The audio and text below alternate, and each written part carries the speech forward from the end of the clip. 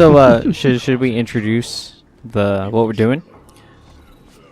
Welcome all to what's going to be the future of this channel, because everyone else is slowly just dying, and Alex and I are the last mother trucker standing. We're gonna start playing Frontline by Pillar, just every time. It's gonna be our intro song. We're gonna buy the rights just for it. You know what? I'll save money for that. I like that song. I'm down. It's a pretty great song. Put a link to it in the description. I can't remember if it's in this one or if it's just in this hub or if it's in a specific level where we can actually play soccer. I don't remember how to set it up though. We can play soccer yeah, somewhere? So since in this map, like this area, I don't know if it's on a specific level or if it's just any time in these levels that you're in this area, you could spawn a soccer ball and there's like legitimate goals, like it pops up cones, and yeah, it's pretty fun. That's amazing. Gotta love Easter eggs in Halo. God dang it, Artemis! Tell me where the fuck the soccer ball is. teach me your football ways. Oh, and word of warning, yeah, we've never put one of these in here. I never put like language disclaimers, but I curse. Madame doesn't. So there may be mild language in here. I may censor it. I may not. So this is gonna be a soft warning for language for people who are language sensitive. Funny. Yeah, beeps are funny. I'm just running around in circles. I'm channeling Madame. Dude, that's all I do in any game. I was about to say. but yeah, so since Alex and I are kind of the more dependable ones, like getting on to record and stuff more often, we're kind of last man standing. We just figured we'd go ahead and just do a show ourselves. We can't do couch potatoes because that's taken. Ruben and I have couch potatoes if Ruben ever comes back from the dead. But what we can do is just kind of what we usually do in real life whenever people bail out, and it ends up just being him and I with our D in our hands. Not each other's D's. We're not that. Just really, our D. But just just our own D in our own hand. And we're just gonna kind of have a little podcast type deal where we'll just play a game, either the same game like in this case or a different game. Just have screens splitting back and forth or whatever, and we'll just play kind of parallel. shoot the shiznit. Yeah, we're just gonna hang out. We're gonna talk. In the real world, we call them Ma nights for Miram and Alex, when we're just hanging out, doing nothing and shooting shit. Yeah. And but for this, we're gonna go ahead and call it Two Peas in a Podcast. Patent pending. Because there's two of us. Yeah. The only thing better would be if our name started with P's, which we're in the works of changing. Mine's gonna be Philippe, not Felipe. Philippe. Like Ryan Philippe. And yeah. Hopefully he's Iron Fist. Still waiting to see that casting call. And now I'm just talking to all these people. It's gonna be me. We got right after I change my name, they're gonna call me in for it. We of all the missions we had to start on, we probably started on the most boring mission in the entirety of Halo 5. Yep. Like that's fine. We're just going talking to talk to Halsey everybody. is a funner mission just because it's fucking because you're surrounded by short. elites and because there's the Easter egg with the elite and the grunt just kind of chatting on the cliff. Oh yeah, there's that. I'll tell you what. So speaking of casting choices, you know what I recently realized when I started rewatching New Girl? I wasn't 100% sure because obviously I don't watch Arrow, but Stephen Amell is in New Girl as Cece's is one of the characters. Just quick just like D-bag boyfriends. Oh wow! And I realized it was him on the episode where he's tripping on shrooms. It was really great. I wasn't 100% sure. I was like, is that what's his name? And I couldn't remember the actor's name, so I looked up Arrow first. And then I saw that it's Stephen Amell. I watch Arrow and I don't know his fucking name. I don't bother knowing his name like at all. I've grown. I liked Arrow when it started, and every season I like it less and less. The show's getting better. Like there's more drama, there's more action, there's more heroes. The reason I don't like Arrow as much anymore just comes down to it's so fucking depressing. Nothing good in that episode in that show ever happens without it being destroyed by the end of an episode or the end of the next episode.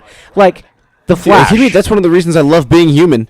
Okay, but I like freaking being love human, that show. Though. The acting is also way better than being human. It's way better than being human. Yeah, that's true.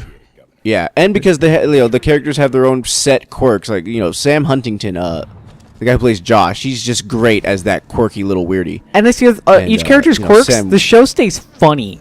It's still funny. Yeah. While being depressing. Well, that's like, the other thing, it's because fun like all the depressing still. stuff that's another thing. It's its element. It's supposed to be a show about, man, it sucks, trying to be human, or whatever. So it works with its element and with what what it's going for. But Green But in Arrow isn't it's that a depressing of a superhero character show, in the so, yeah. comics. Yeah. He like Arrow from Well, like at the even his backstory is, but Arrow himself isn't that depressing. Green Arrow himself is not And that's the not thing, like that. Even if it was that depressing, it's still a comic book world. And depression should never be first and foremost in a comic book. It can be lingering. It can be viewing over the shoulder all the time, like in Batman or in anything else where it's kind of dark and gritty or whatever. It can be there, but it shouldn't always be the focus. Yeah. And Like maybe see, the like reason, even the Suicide Squad, I'm sure that it's going to be more demented, sadistic, funny is going to be the focus more than depression. For anyone who's played Oblivion, Elder Scrolls 4, I believe is Oblivion, it's gonna be mania, not dementia. For anyone who gets that reference, please say so in the comics. And you're my new friend. Subscribe and be one of our friends. And maybe we'll show up in a video. I remember with Skyrim, I was freaking on and off. Like I may have just killed that guy. My bad. It was a Don't worry, headshot, he's though. not Spartan. He doesn't matter. We're good. If he was a Spartan 4, he still wouldn't matter. Or Halo 3. 4 rules. Or 3. Dude, we got hit. Freaking Ryan and I, we were like, oh snap, we got Spartan forces back up now, and they just die immediately. And it was like, oh, you guys suck. F you. Like you're supposed to be the new shit. You're supposed to be the new hotness. It's bull crap. Yeah, having real backup in this game is pretty noticeable. As long as you give them orders and like focus fire and targets and everything, it is so noticeable. Yeah, from it the really get-go. does make the game. Now you peel biznatches. It's great. Oh, speaking of Get-Go, I don't know if I've ever told you this, but for the longest time, I thought it was from the Gecko. Really? Yes. Like Geico style? Yeah. And it's something I never questioned. I just didn't think about it. I heard it. I think I heard it in the movie Step Up first, and to me, he sounded like it sounded like he said Gecko, and I just never thought twice about it. And then finally, I was like, okay, it's Gecko. Apparently, I don't know why, but I don't know, it's a saying. I have many of those moments in my life where I just suddenly realized that like a phrase or something that I thought was right is just 100% wrong. Yeah. Oh god, the Hydra sucks. Jesus. Words I'm are down. weird. I think one of them's on a turret. Oh god.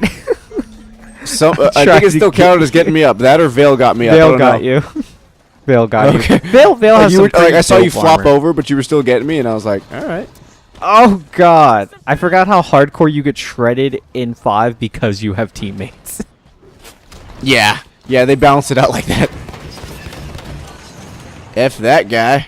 I'm gonna get me an assault rifle. The reason love that I rapid fire shit. like Flash so much more than Oh, Arrow at this point is that the Flash is definitely way more campy because it's a lot more comic booky because it focuses on comic book villains and not assassins and like murder. It's very comic booky. Ow, and behind then me. like it has a lot of drama in it. Like there's plenty of relationship crap Where that the- goes on, Oh but god, it's right behind me. all that crap usually gets settled in in a bittersweet or a happy way at the end of every episode. Like it's not left super depressing. Like Arrow, it's just anytime doesn't something good stay happens. there. Yeah, Arrow, it's just it permeates fucking everything sad. It permeates, that's in yeah. it. Yeah, it permeates everything sad in the comic book universe, and it just fucking sticks with it. I don't like that. If that night. in a movie, I'd appreciate it more. But I probably Because be just that's the thing. annoyed. Because in a movie, it's 2-hour-ish time slot where it's like, all right, it's not going to be 22 episodes or 13 episodes or whatever of this. There's going to be it's acts. And movies are divided into acts, and then shows are divided like into arcs or. Oh God, I didn't know or that. or I didn't know single that Watchers episodes. could catch Hydra rockets. Vale, hurry! I don't want to die. Oh. They can catch Why Hydra you just- rockets? The fuck? Yeah, I fired a Hydra at a Watcher. It caught one, but how it do we didn't win catch the the war? other two. How do we win the war? Yeah. Oh Wreck God, who Knight? destroyed that thing? Me? Apparently splinter Nice. grenades fuck them up. Oh yeah, they really do. That's how I killed the guy, the first guy. I just popped two splinter grenades directly at him. Boop.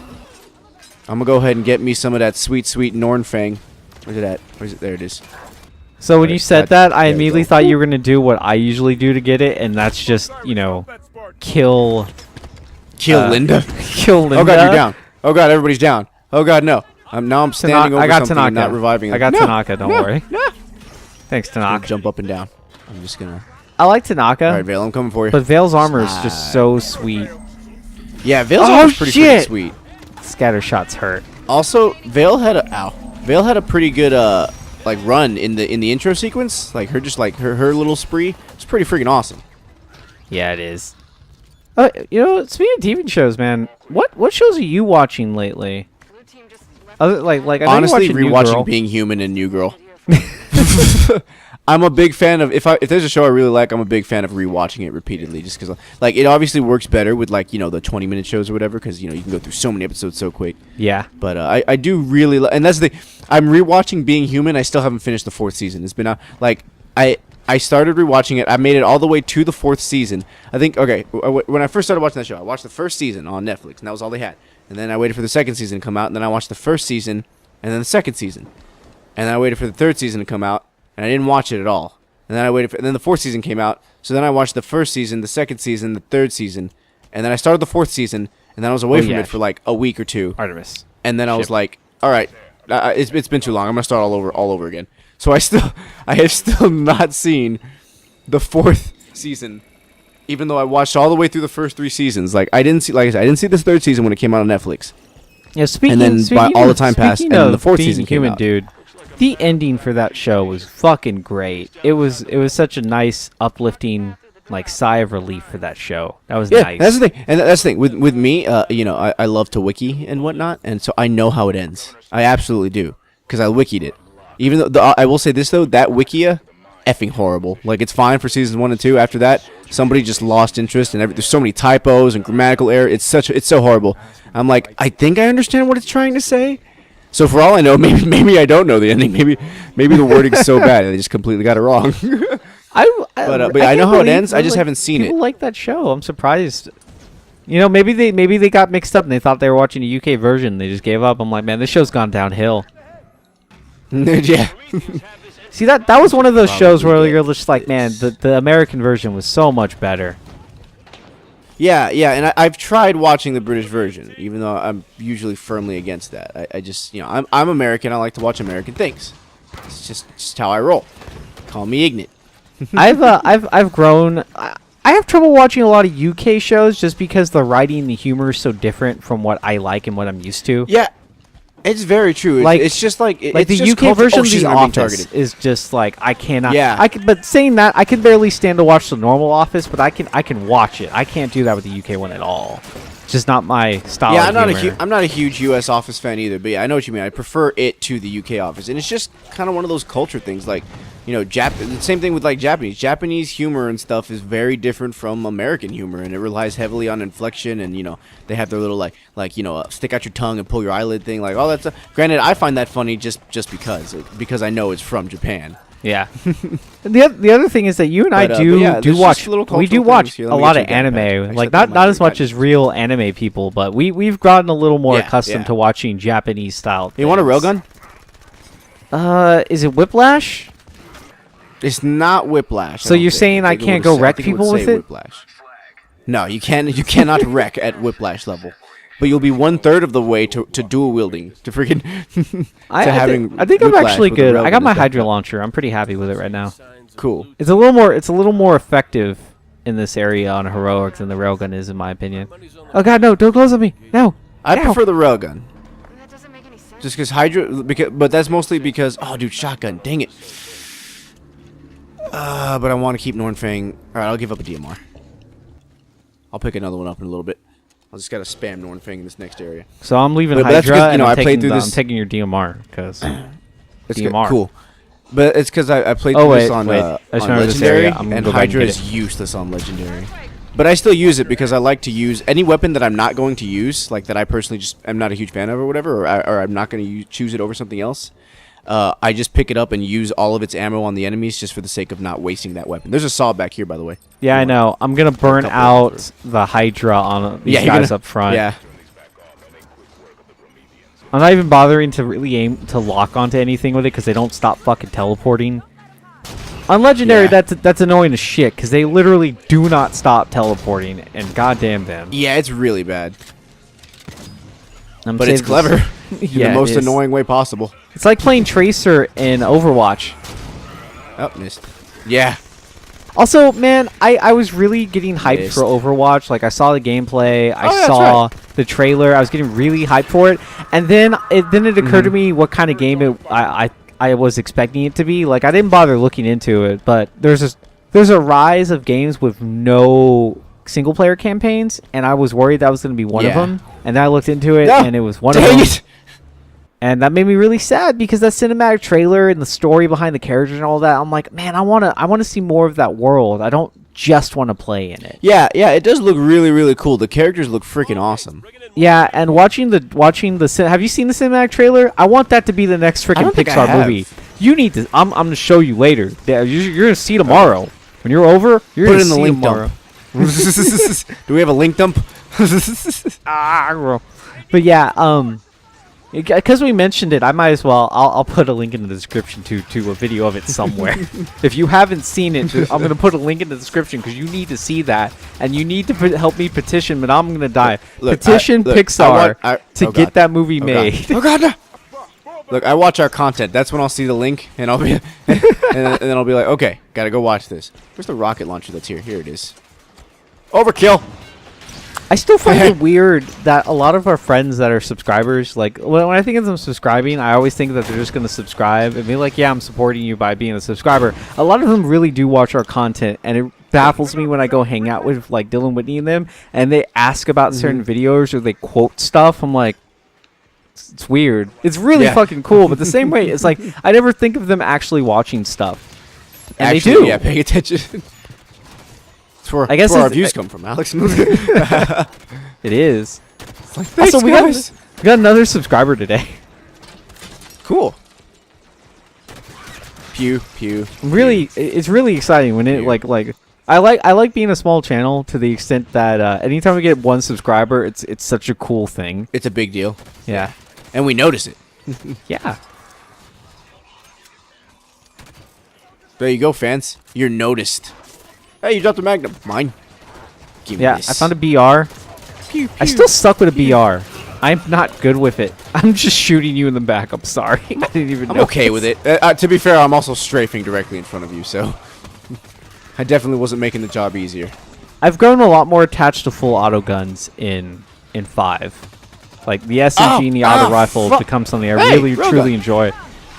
And then the Magnum. The SMG feels great in this game. I'm probably better with the Magnum than I am any other gun in this game, which I guess is important because you should be better with Magnum than any gun in the game. Heaven, all the skirmishers. Oh, they're gonna come get me. You don't see me. No, dang it. I'm down. They found my hiding spot. I'm down. No, Tanaka's gonna go down. She's right in the middle of everything. Oh, I think we're all down. I think we're all down. Yeah, we're all down. Oh yeah, so audience, in case you're wondering why we're playing Halo 5 through the story on Heroic instead of Legendary, I need to get all the achievements for this game, and a lot of I've gotten all the ones that are not dependent on co-op, but now I need to get all the ones that are dependent on co-op. So, and as previously mentioned, getting our friends online has been an issue. So now Alex is helping me get further on at least one of them. Hey, remember that you have every achievement for Halo 3 ever except all the online achievements? Yes. Takes me off. Because I didn't have freaking live when Halo 3 was out. I'm ticked off that I actually have finished a game because I've only taken the time to achievement hunt an entire one game once. So it ticks me off when every time I go look at my achievements and I have one game perfected. It really annoys the shit out of me because I have one.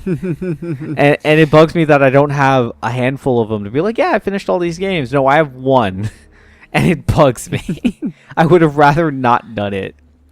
See, I don't think I've ever perfected a game that I can remember. Like I'll always be like, yeah, I'll do it, and then I just kind of give up on it. But Halo 5 is one that I do want to finally do. I did it at Assassin's Creed 2. Because the main reason Yeah, I remember you telling me about that. Yeah, because I looked at my achievements one day and realized I was missing 2, and both of them were fucking easy. Like one of them was to go knock somebody out with a broom. That's another thing. Also, single player games, man, greatest games for perfecting. Yeah, you don't have to go do anything like too invasive. Cray. I forgot these gun gooses are here. I also forgot that when you ride on the back of a gun goose, you have infinite grenades. So I had no idea there was this whole under area you could have went through to like, you know, get around a lot of those crawlers. It's pretty neat. I'm now on the other side. Now flank. I'm trying to, but remember, enemies are omniscient in video games, and it's annoying. Walk into me, Kutan. Jesus, F it, SMG time. I like to think that they too have sensors. That makes sense. It makes sense because they're forerunners. But you know what doesn't make sense? Oh, Cops in GTA make no damn sense. Yeah, it's true. I want to be able to make isolated incidents where I kill all of the I can kill all the witnesses and no one hears about it at the police station. Yeah. Oh man, they got me. They got everybody. Yay! Tanaka, you fool, get me, Tanaka. Oh, I got you. Yeah. Is there an achievement for reviving everybody? Because there freaking should be. I don't think so. Yeah, okay, so remember how I got my trifecta medal in that game of Breakout that we were playing, where it's surviving a 3-on-1 encounter, like 3 people versus me. Oh, there's one more. There's one for getting all 4 called Superfecta, and I want it. I want it so bad. The name. Yeah. But is that gamer tag taken? Because that might be worth changing. Superfecta. Freaking. But yeah. Oh, by the way, I don't think we haven't mentioned the video. We mentioned before we actually did our little intro thing. I'm changing my gamer tag here soon because I'm tired of having a number in my name. I want something slightly more original. Boop. Just a little bit. I went back to get the saw. And nice. You'll see my new gamer tag in a video probably sometime in the middle of March. Also, Madame, you haven't brought it up, so I'm assuming you don't know, and I'm going to leave another link to this little announcement in the description if you haven't heard about it. But Death Battle's coming back starting March 2nd.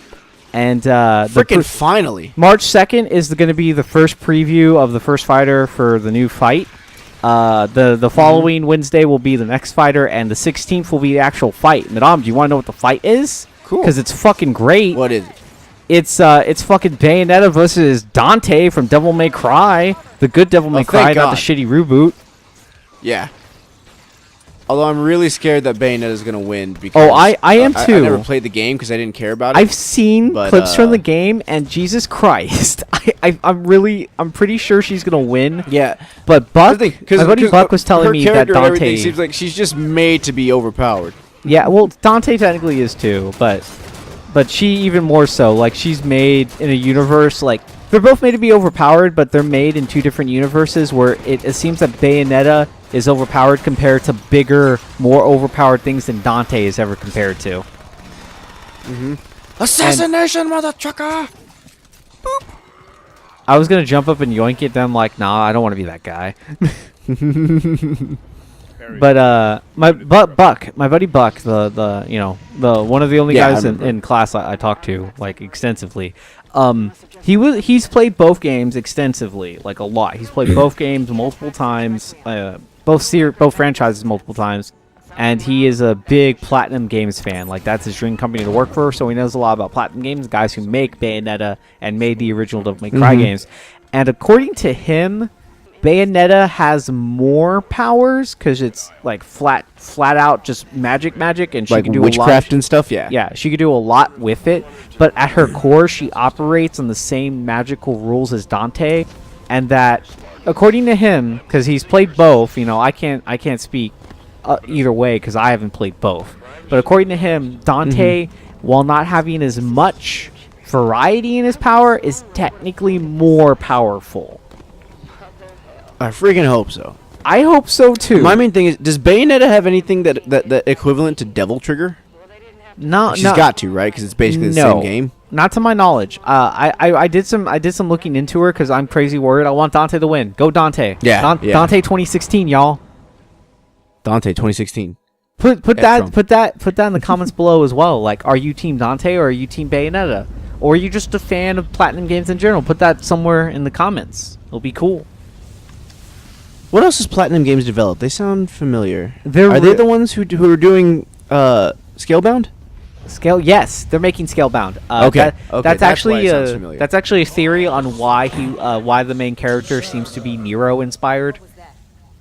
Mm-hmm. Because the first thing that guy did when they took away Devil May Cry and sold it off to Ninja Theory is he immediately made Bayonetta, which is the spiritual successor in Substance Combat and all that jazz for Devil May Cry. And Scalebound looks like it's going to be not so much of a spiritual, not really a spiritual successor like Bayonetta is. Yeah, because it's going to be like an it. open world type thing, is what it seems like. But it's supposed to. It's open-ish gonna have Platinum. Supposedly, it's gonna have Platinum Games trademark combat systems that you see in Bayonetta and Devil May Cry. So that's true. It's gonna be fucking awesome for an open world. Yeah, remember game. we saw the gameplay for it, and it looked pretty freaking sweet. And there's even Yeah. the whole kind of like Devil Trigger type thing where he gets cloaked in like dragon armor stuff. Yeah, and but yeah, that's a big theory on why he looks so much like Nero, like with the coat, the hair, and the headphones. Is that guy is he wants his series back? Someone give him back Devil May Cry.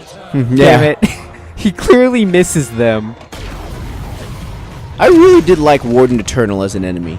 He was he's one of the coolest enemies in character. Halo. Yeah, he looks cool, and I like that he's just, he's there to defend who he believes is going to be the inheritor of the mantle. And he thinks it to be Cortana, and against her own wishes, he will defend her. And then that scene where I don't know why I'm getting this close to him. I should leave right now. I'm gonna go up top, get a scatter shot, because that's the key to killing him. Oh yeah, I found that out recently. I found that out the last dang it. time I played this. I can't. I know I told you at some point. Well, there's a scatter shot up here. I already have a shotgun, so you can have this scatter shot over here. Oh, I have a saw. Or is there another? Okay, there's another one right up there. Okay. I saved a saw. Nice. Oh god, I used I'm gonna boost. waste I this used incineration boost. cannon. I thought I was playing Destiny. I tried to crouch and cloak. Right. Oh, I fell off. Oh god, he's coming for me. No. Out of the way, Vale. Out of the way. Overkill. Tee. F your orb, mother trucker. Oh god, I'm falling. Why am I falling? I just started sliding off. I don't know. Yeah, but Warden Eternal is a Vale's really down. cool villain. Not just the character or how he looks. Well, yeah, how he looks is what I'm talking about. The design, everything about him is menacing and imposing. He's just. I like the really way that he cool. kind of just like. Oh shit! Jesus. How he like spawns, where it's just like you see all the pieces just kind of coming together is really cool. Him having not? like an infinite He's number of gonna shoot a bodies ball. was as annoying as crap, though. I got him. Yeah. Oh no, he I'm spawned stuff. Cool. I'm just sawing the crap out of him. You. Cool. Dang it! Get back here. It's pretty effective. Oh god, no! Get the sword away from me. Get away with your stupid up slash. No. So what game are you looking forward to most this year? I mean, we've already had Garden Warfare come out. Division's coming out next week. Apart from the Division, I don't know. What are you looking I'm forward hoping to? Scalebound stays in this year, but for sure, like right now, definitely the Division, just because it's right around the corner. Granted, again, because I haven't checked online yet on GameStop to see if my pre-order is still there or not. But if it's not, then I'm gonna have to. Basically, I'm gonna be getting the Division late. Like I'm probably going to wait, and if it's not still ordered online, and I don't think that it is because it's not there. Because like I said, I had the issues with my card. Yeah. On the app. So if it's not there, then I'm gonna go ahead and wait until after the trip, and then I'll wait till my next paycheck and see if I can find a collector's edition somewhere else. And I'm really hoping I feel like I'll be able to, because it won't be super far after. Yeah, and Best Buy in Corpus Christi is notorious for having that stuff left over. Actually, all the video game places to buy stuff in Corpus Christi, like in town, seems to have that crap left over all the time. Like, remember, there's still Halo 5 limited edition consoles at that GameStop. Yeah. And that's the other thing. I'm hoping that the Division knows to, because of the type of game it's going to be, and, like it comparative to Destiny. It's not really comparative, but, as far as launch type of what it's going to be, I guess just like the people who are keeping an eye on it. The general type of like MMO shooter feel. Like that. I'm at its hoping most that they base know level. not to make At its the most Destiny base level. mistake and barely make any. Oh, yeah. Yeah. Oh, God, I'm really happy we started on this level. Just for the cutscene. Pretty cool cutscene. Just you know, get to see this cutscene again. It's weird. Like, those games are so similar in their absolute base concepts, and they're so different in their execution. Like, they're the same game. Yeah, and yeah. not. It's odd.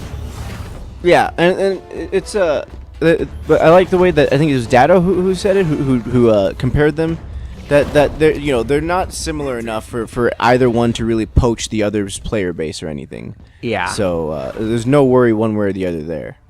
I'm just more excited for the Division because it's contemporary, and I do like that. Don't get me wrong, I loved Destiny when it came out, and it's still a fun game to play. I barely ever play it, but if and when if I were to play it right now, I would enjoy playing it like PvP would. I would. It's just that there's not really much reason for me to play it. I don't know what genre of like I guess setting. I don't know what genre of setting I like the most, whether it's contemporary, sci-fi, that weird gray area between the two, like Advanced Warfare and Black Ops 3, or like fantasy, or just flat old school like For Honor. I don't know what my favorite kind of setting is. I like sci-fi, and I will say that like the Division is technically contemporary, but there are sci-fi elements because of the technology that we have or whatever. It's the gray area. It's just like semi-advanced tech. Honestly, like it's one of the reasons I always loved Fallout. Why I could always just delve so far into Fallout is because of the apocalyptic, and I do like apocalyptic as a background for games. It is really nice, but I think overall, Mad Max won contemporary so many Oscars, apocalyptic, freaking contemporary apocalyptic, like in I can't think of the game, like Division.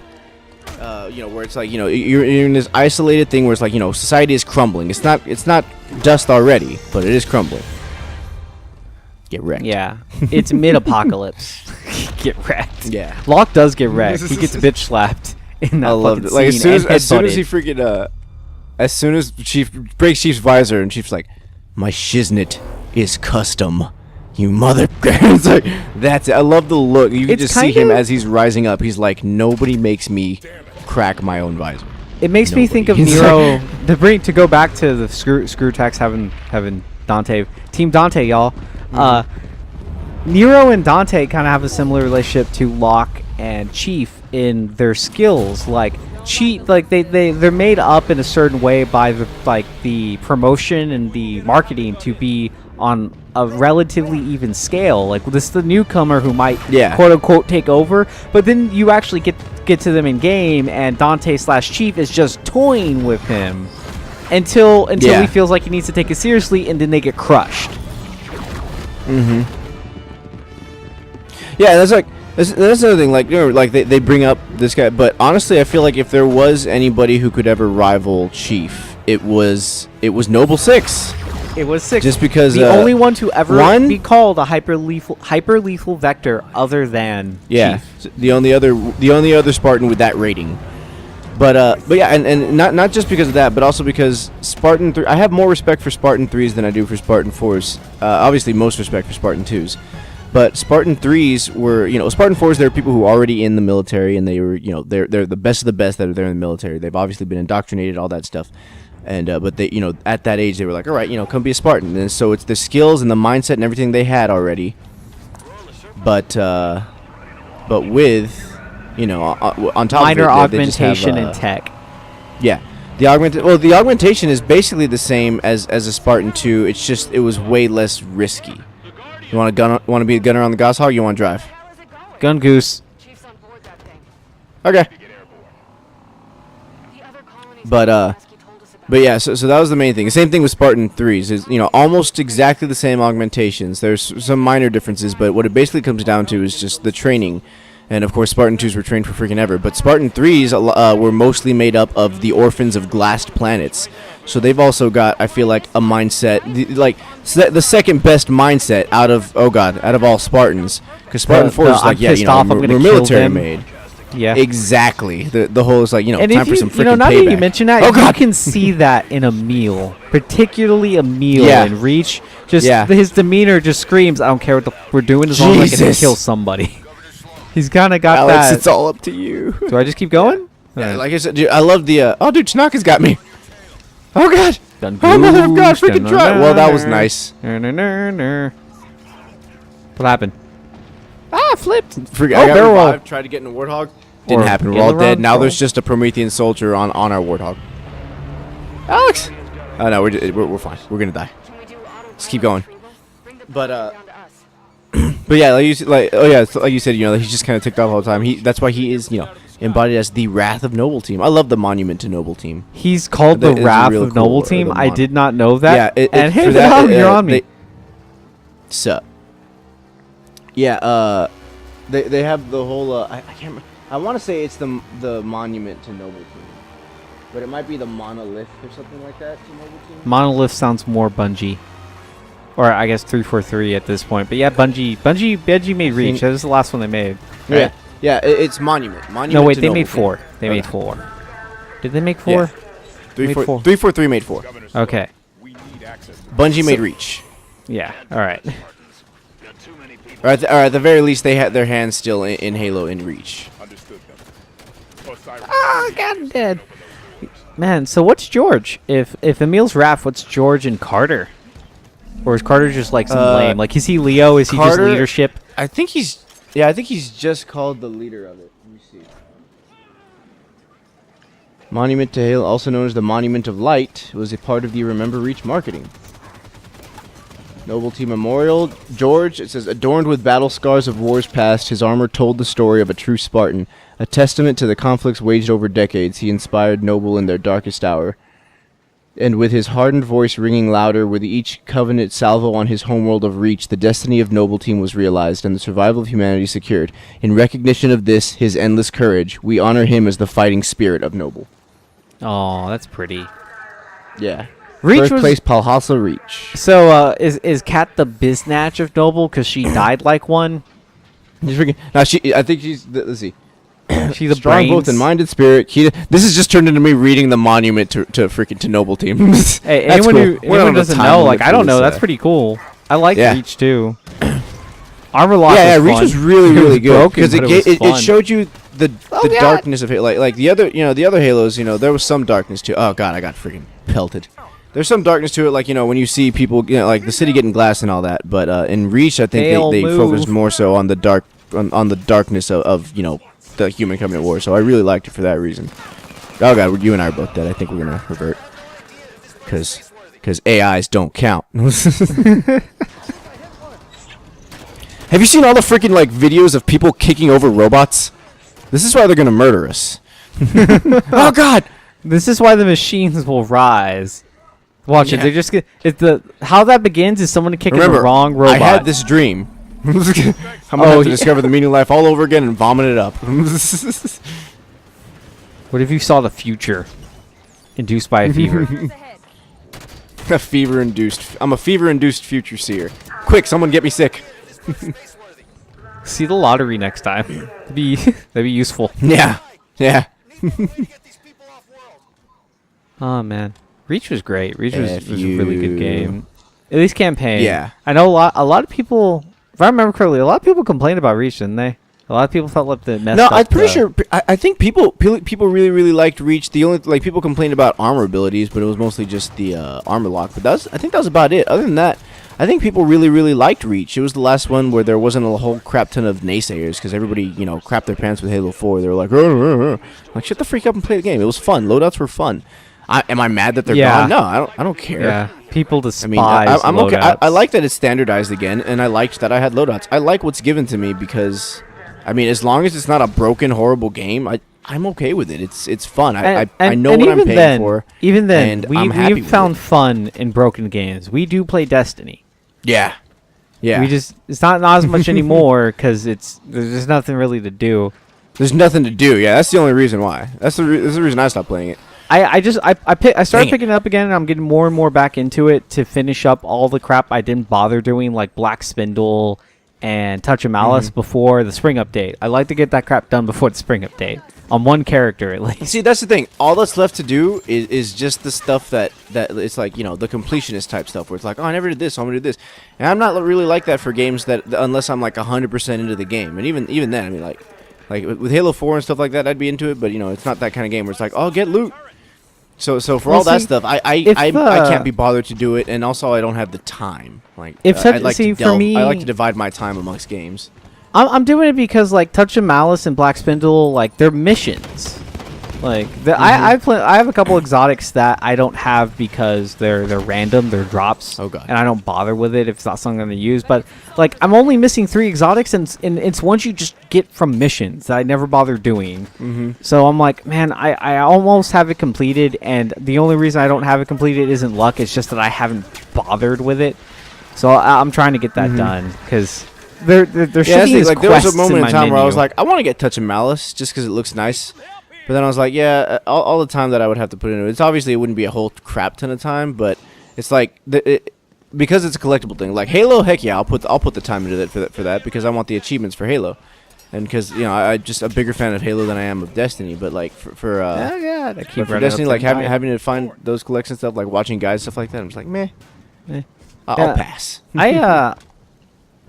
It doesn't bother me too. Destiny's the first game I've really kind of enjoyed collecting things, but it's designed to be a collecting game, so it's probably and there was I literally saw I made the mistake of delving into the forums again today just because I was bored. And like of course the first things I see, of course, are all the posts was like, this is OP, this is this, tag if you're a Titan, tag if you're a Warlock, all this. I'm just like, what the fuck am I doing here? It's like freaking why? I find fun posts occasionally. Like eventually you run into like themed accounts and stuff like that are entertaining. Or you run into the one guy who makes like a Destiny pun about somebody nerfing, like that guy who made I fucking hate density. I can't make anything float. I'm just like, yeah. And people in the comments are like, it's Destiny. If you're gonna hate the game, at least pronounce it right. And then just all the responses. And nobody like, no one read it. The actual post. Yeah. But that's the thing though, because it's all the same stuff though. And don't get me wrong, I'm perfectly okay with recycled jokes. I recycle jokes, but you don't recycle them. You hold on to them for weeks, and then you tell us. Yeah. And then. But yeah, like so I was on there, and there was a guy who described exactly what it was like. The game that the game was meant to be addictive, and that's its go-to thing. It's like, oh, but I could just do this. And it's meant for you to spend hours on it, grinding to get one piece of gear, grinding to get this and stuff like that. And then you have it, and then you're like, oh, cool, I have it. And then you win. You got that conquest, you did it. And then there's something else. It's like, now I can go do this. Now I can go do this. And I was like, and that's probably why I delved away from it, is because it's one of those games. It's just meant to draw you in with trying to get new stuff, and I never really cared much about all the new stuff. I was like, yeah, I don't really care for that. Like, I just got what I wanted, and I didn't really want everything because I'm pretty specific on what I want. I don't just want that's kind of why we stopped. That's kind of why we all dropped off Warframe, because it's a collecting game, but then we bought the only things that we cared about. Yeah. We bought our Warframes, and then and we made our weapons, and we leveled them up, and then we were like, all right, well, now we're just bad ace. We're done. Well, we might have a reason to get back into Warframe. They're adding cinematic quest lines. Like, they're actually adding like cinematic story and shit. So that I think that'll be a decent enough reason for us to go back, because it always had a story. It's just something that was a little hard to follow. Yeah. Like Destiny. Man, I'm really excited for Dark Souls 3, because I thoroughly did enjoy Dark Souls 1. Like, I was despite really happy the fact that we never bothered that finishing that game. Yeah. I mean, it's just because especially with me, especially I feel like I don't get to finish a whole lot of games like that because of time restraints. Like, I'm just like, yeah, I should finish it, and obviously I should just sit down and finish the effing game. But at the same time, I'm like, but now this game is out, and I'd kind of like to play this game. Or like games like Halo, where there's multiplayer involved, or Destiny too. It's like games come out, and then I want to play those games, and I don't like forcing myself to play a game just for the sake of beating it. But at the very least, I will, like, if I don't get to beat a game, I will read up on the ending of the game and everything. I just realized we haven't pushed the button. Like, I'll read up on the ending for it, and I'll understand the story and all that. So because I do enjoy it, and but yeah, so I understand the story and all that for the first Dark Souls, even though I never played through it. But I think we got pretty far. I think you got a little bit farther than me, but I'm got almost pretty far done. into it. I have two things left to kill: Seif the Scaleless, and then the last guy, the Flame King. What's the thing you killed before that? The last thing I killed was the Four Kings. and they were effing easy as L. Like, I just went in there. I was like, all right, gold pine resin. I think I needed to kill one boss who was down like in this weird in the hell looking area.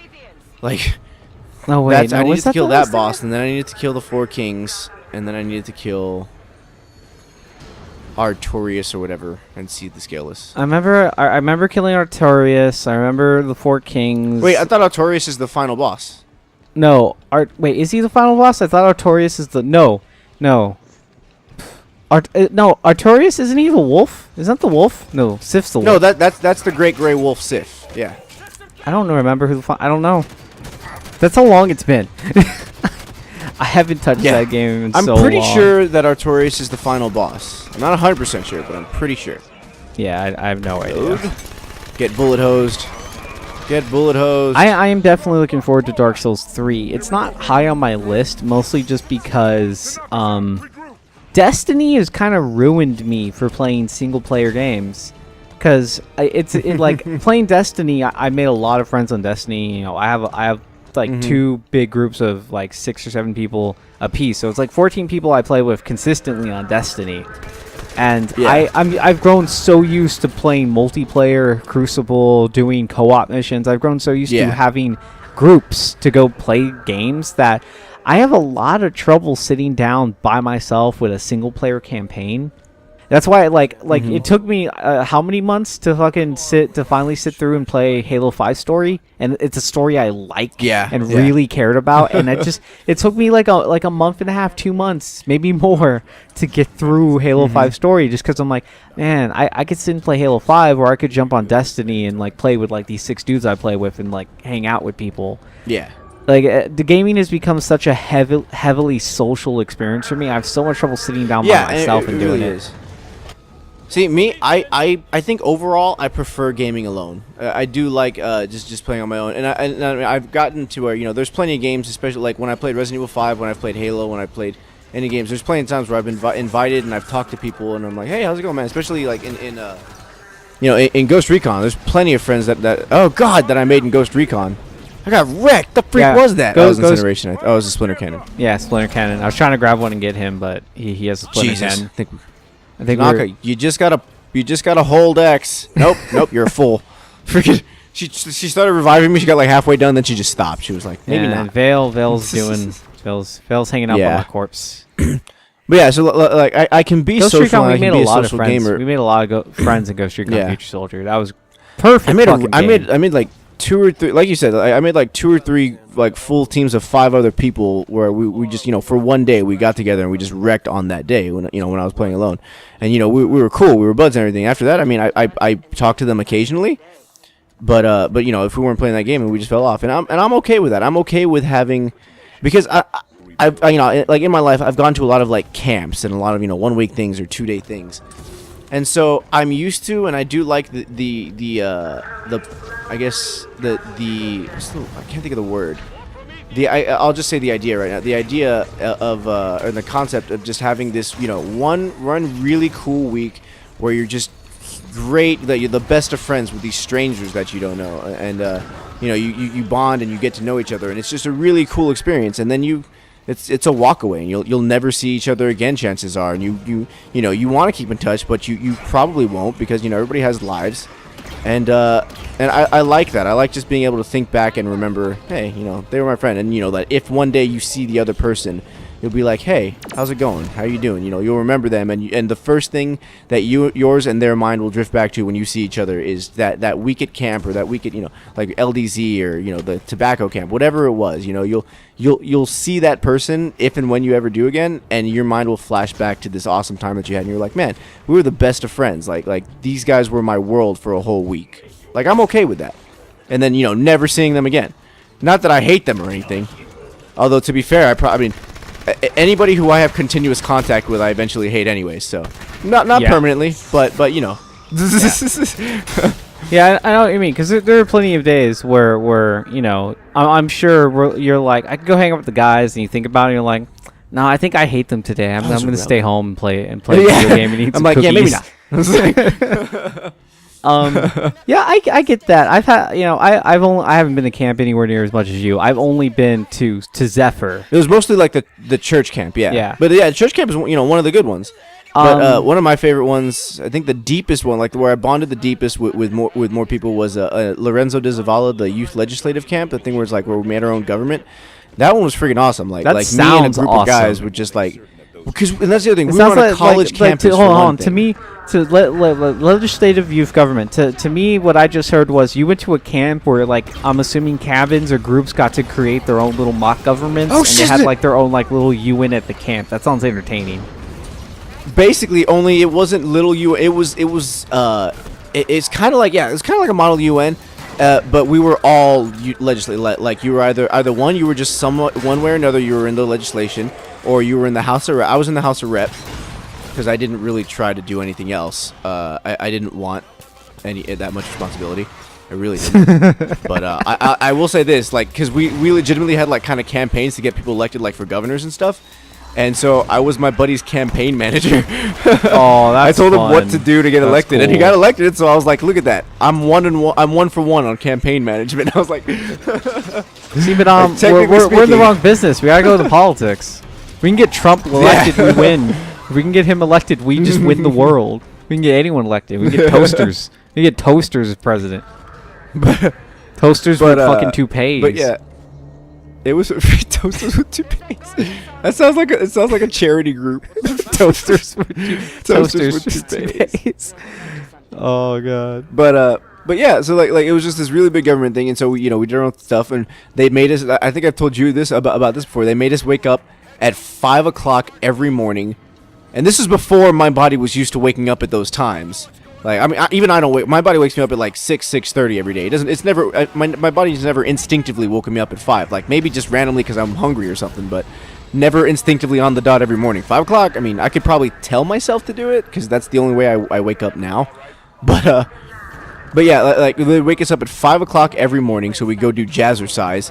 We're like, this is freaking bullcrap. And we took it for 2 days, and then there was a small group of people who got together and made a petition and got everybody to sign it to stop the jazzercise. And we did it, and we brought it to them because we were like, yeah, we're legislation. We should do it like this. So we did it. We got it signed. We brought it to them.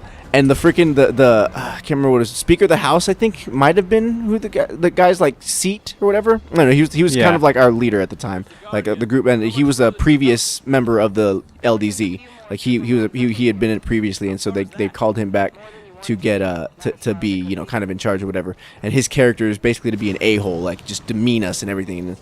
And so everybody hated him or whatever. But yeah, so we brought it to him and the rest of the house or whatever, and they all just had this grin on their face, and they were like. Or no, I think we didn't do it until the third day. That's right, because they had this grin on their face, and they were like, "It took y'all this long." They go, "We plan on this." It's like every time we do this LDZ, we plan on them making on the kids making a petition to stop the jazzercise. Because nobody wants to wake up at freaking 5 o'clock in the morning and have a full day's worth of stuff to do. They're like, you took it for 3 days. You're idiots. They're like, they're like, Oh freaking my God. I would have loved that it was camp. That sounds ridiculous. amazing. It was so great. That sounds was super fucking epic fun. glorious. And like the look on their face and the look on our face, we were like, motherfudger. We were like, God effing dang it. So we did that, and then of course, and then of course, so that was so when that happened, we got a little taste of power. And I was like, all right, cool. We don't have to use exercise anymore. Even though I'm not gonna lie, I was kind of starting to like it because it was kind of fun just hanging out with a bunch of people doing something that you all suck at. Okay, Like, I'm we were all down. just like, Jesus Christ. Okay, wait, where are you? All right, I'm coming for you. But yeah, so we got a little taste of power, and then they were like, oh, we hate the speaker or whatever. We hate this guy who's in charge. He's an a-hole. We're gonna impeach him. That's what we're gonna do. And I was like, all right, guys, we're taking this a little bit far. I think we're getting a little power hungry here. You should have tried it. I kid you not, like, tried it. me and a few other people, like kind of like the main group that I hung out with. We were like, this seems a bit excessive. I think this is ridiculous. But they're like, no, we're gonna impeach him. So there's this bigger group of people, the ones who started the petition the first time. They were like, we're gonna impeach him. So they brought it up the next time we met in the morning. They were like, we're here to impeach you. or not even him. He wasn't even up there yet. They brought there was like chants. It was crazy. They were like, we don't want him. We don't want him. Like if there could have been hate posters, there would have been hate posters. It was ridiculous. It was chaos. I was at a camp where we built up a government, and then I watched it just crumble into anarchy across 4 or 5 days. I was like, what the freak is going on? I was like,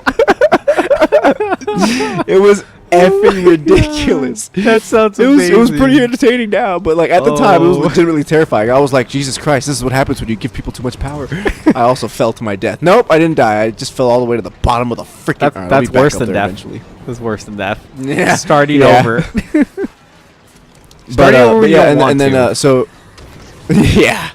But yeah, so all that shiznit's going down, and then the actual speaker, the people who were kind of in charge of the entire event, they're like, calm down, whatever. And the actual speaker comes out, and everybody's quiet, and they're just kind of glaring at him. Where the freak am I? I don't know how to get up. Is this it? Okay, I found a way. But yeah, so he comes out, and he just looks completely different than he's ever looked the entire time. No sternness in his eyes. He's just looking at us. He's like, calm down. He goes, guys, I love this passion. He just goes on the speech. He's like, I'm so happy that I've been able to light this fire under you and have you so passionate with this government that you want to take it into your own hands and you want it freed from you. And everybody's like if we had the hate signs, we'd be slowly lowering them. We'd be like, oh, he's bearing his soul to us. And he's just like, and it's just like, it's great. And he's just like, I'm so happy that I've been able to witness such a fire in you youths, and he's like, and that it's been awakened, and that you have this, that you want to take the government into your own hands, that you're tired of being bossed around, that you're tired of being demeaned and looked down upon, that you're ready to stand up and kick me down and say, no, we're in charge now. And he just goes off in this freaking speech, and like he's on the verge of tears, like he's gripping his chest and his heart and everything. He's like, it's so amazing, and we're all just like, oh my god. And then we're all like, yeah, Chris Rodriguez or whatever the freaking it is. It's like, yeah. And I'm like, what the fucking Christ just happened? I'm watching the whole thing head up and favorite. we could go. Got him. Not that would have been great, dude. That would have been amazing. but like, I swear to God, like I said, because my favorite thing to be is an observer, which is why I was like, I'll be a campaign manager. That's what I'll do. I'd like to watch, and because it was an effing awesome experience, and I loved being outside of it, so I could look at it all instead of being in it and a part of it. I really did enjoy that, because being outside of it, I got to talk to all the guys and see what they were doing and see it all. But yeah, so again, it's like that thing. It was like I watched it all crumble to anarchy. So it's like I saw a government get built, altered, so I just crumble to anarchy, and then rally behind the leader they once wanted to tear down. And I was just like, what in Christ's name is this? You and could like, probably just write like, a book about that camp. Probably could. It's the best camp I've ever been to. Like, as far as just pure fun, Zephyr wins hands down. But just like the coolest one, that camp, the LDZ camp, was the greatest thing I've ever been to. That sounds awesome. It was pretty awesome. Like, if I could talk to me back then, like see the look on my face, like, what fucking is that? The best thing, every single morning before we met up, we would have the promenade song from freaking Last of the Mohicans play. Like, so we were just getting pumped up on that. We're just like, yeah. But like, I would see the look on my face as I'm questioning, like, I just watched government. I watched all these faces of government. And be like, what fucking is this? And I would tell myself, this is fucking government. It's like, this is what happens. This is Trump 2016. Yeah. You're gonna look at him and go, what? But yeah. So long story short, if you ever get a chance to be in a youth legislative branch, freaking do it. It was super fun. I met friends for life. Sounds insane. It was effing great. I actually met one of them again at Sea City Work Camp. I ran into one of them named Gilbert Mendez. I ran into him at Did y'all try to take over the camp? I was like, no, we kind of ruled our own little thing. That we rocked our own thing. We were a painting group, and we rocked the shiznit out of painting, and we would finish early. So then we'd go back to the church and clean out warehouses and stuff. It was great.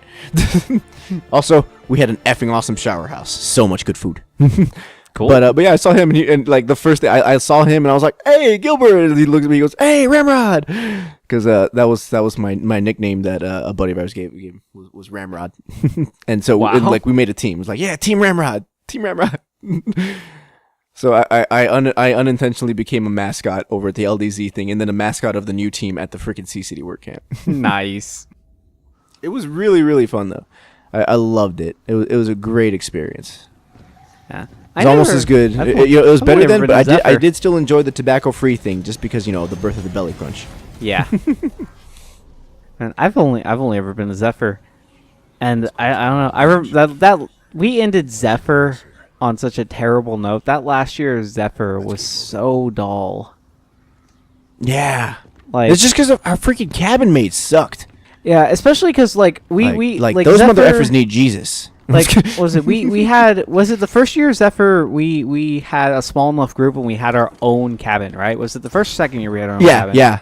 Very first year we No, had our own that was cabin. the first year. We were in And then our prickly second pear or something. And that was awesome because it was like that was back when Roland was still kind of new as a youth pastor at the church, and he was really lax. And it was that whole us having our own cabin was a way for him to get closer to the youth group itself, and for the youth group to get closer to itself. And it was just so much fun with just all the crazy stupidness and Roland was freaking awesome. I miss him. He's head of a youth ministry at a different church now. It was awesome. Yeah, I still have his phone number. He still has the same number. We need to call him and say, hey, what's up at some point. Yeah. I don't think I have his phone number. Like, the last phone I had that had his phone number, I'm pretty sure was my Nokia. And that was like 2 phone numbers ago. Yeah. So I still have for it. me. I still have it. And I'm pretty sure it's the same number. I can check with Pastor Milby because I know Pastor Milby still has it. But we'll call him, and because, man, he was fun. He was crazy. He was freaking. I will say this. He crushed my soul in terms of church, but he also uplifted it. It was great, and I take nothing away from the man for that. He opened my eyes and then poured salt in them as far as religion goes. Like I got to see and that's the best analogy I can come up with for it. Is I got to see and everything, and I understand it, and I understand religion way more than I ever did before, and it's all thanks to him. Really, he was an effing great youth minister. At the same time, though, because of the deep understanding that I got for it, I was just like, God, I can hate me. I was like, I'm a d-bag. So I was like, yeah, I'm gonna go ahead and not go to church now. I don't feel like feeling like this anymore. Like I understand church. I'm all well and down for it, but you're also down. I got what I needed from it. Yeah. I got what I needed from it, and I'm that's what I'll have of it. I got what I needed. I got the knowledge. I got the experience from it, and then now because now they're all like that. Like a lot of contemporary youth is like that. I'm not gonna go into religion thing because that's just a terrible thing to go into with the internet. But, yeah. Well, we're also a very game centric area. Yeah. Well, yeah. We need to look him up. Fuck. You lie. God. Christ, Well, yeah, we need to catch up with Roland at some point. But yeah, I don't know. We ended Zephyr on a bad note because first year we had our own cabin. It was great. Everyone was getting to know each other really well. It was a lot of goofing around and keeping Joe up in the middle of the night, making the thing was really fun. Hey, did I tell you that he's my he I don't know if he still is, but he was one of the security guards for my mom at work. Oh, cool. Because they started doing out to a different, to like a small security company or whatever. So, yeah. I think Ghost Recon may have been the first game we ever got really social with gaming community with Ghost Recon Future Soldier, because that's when we really started, because we needed to branch out to people to build our crazy team, and because we were really good. The only thing that ever made us lose, up until people started fucking cheating and glitching and stuff like that. Oh Jesus! I boosted at him trying to like blink shotgun him like in Destiny, and he just clotheslined me. Ow. But yeah, that was the first game we really started getting social. Was the distraction for the shotgun that got applied to his face. And if it makes you feel better, it was your shotgun. It was Oathsworn. Nice. I picked it up off your dead body. Cool, because it just gives me another one anyways. Yeah. Yeah, I think Ghost Recon Future Soldier was the game that opened me up to being really social online. And yeah. And I get that experience at church. I like that experience that you make really, really close friends, and it's for a short time. And when you see them again, if you see them again, it rekindles that, because nothing else has happened between that person and then between you and that person since then, and it just rekindles this really pristine memory of a really happy, very fun, like enjoyable, crazy time at camp. It's a really nice experience that a lot of people should really have that. They should have that nice one-off experience apart from their own life. It's a nice Yeah. it's a vacation to you away from yourself kind of a thing. Yeah. And I like that, but when it comes to video games, like I have plenty of everyone who plays video games and has a friends list in video games, they have all those friends that they made add to their friends list. They don't really play with anymore, that they grew apart from. They don't see much anymore because they don't play the same game. Yeah. I haven't had that with my Destiny friends because I've excluding because Heartless. it's a very social game. Yeah, and it's really cool about it. Go ahead. Go ahead. I was gonna say, like with the with I'm Suck's Destiny HMV, it was a very they could not have picked a better song for it. The ending from ending. I want to say I want to say hello. Yeah, it was effing great. It was beautiful. Very good. Because anyone who's played Destiny and made some Destiny friends, is. It's that exact experience going around trying to find people, and it's crappy in the game. The game's nowhere near as fun when you don't have anyone with you. But eventually, you do find friends. You find people you kind of connect with that you can play with and enjoy with, and that makes Destiny such a much more involving, fun experience. And that video is amazing. Now that's another link in the description I need to put. There'll be more links in the description than we've ever had to put before. Like it was a very fun thing, but I did really it was like inspiring almost, I would call it, the finale for it. It was a great song and everything, and it captured what in essence what Destiny was. And it was very, very good. It's very well done. I loved it. Yeah. Now we just need I'm Suck's Halo 5 video because man, that guy makes good videos. Yeah, it's got to be coming. And I haven't had that with my Destiny friends, but I've had that with some, not the group I play with. The two groups I play with the most, which is the really, really Hispanic group, and I call them the Hispanic or Mexican group because they love playing mariachi music and Iron Banner. And a lot of people would think that'd be like annoying. It's freaking hilarious, and it adds to just the comical fun that is that game. And then Heartless, Trent, and all of them, and Bunny. If I don't say Bunny and she actually comes across this video, I think she'll get mad at me. And Pat. Shout out to my buddy Pat. Pat me dry. We love you. I have to say that because you haven't played with all of them. Like you've played with Heartless and you've had Bunny drop into the party occasionally. Yeah. But Pat is he's pretty good now. He's pretty damn good in Crucible now. He's still not on the same level as like Heartless and some of the rest of us, but he's good now. When I first started playing with him, he was not pretty good. He's pretty nicely. He was kind of below average. He was pretty not good. And we gave him so much shit for it. And we still give him shit for it. We're just like, God, we're losing. Freaking pick it up, Pat. You suck.